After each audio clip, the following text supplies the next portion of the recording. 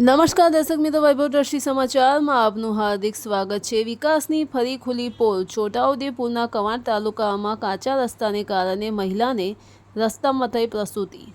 વિકાસની ફરી ખુલી પોલ।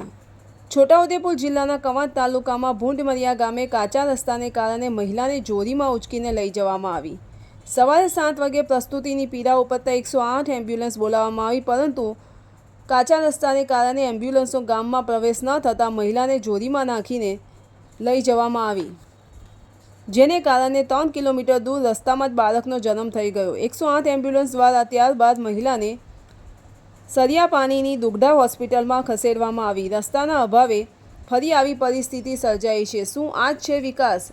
વિકાસની મોટી મોટી વાતો કરવાવાળાને એક જ છે સવાલ, ક્યાં સુધી રસ્તાના અભાવે જનતાના રહેશે આવા હાલ?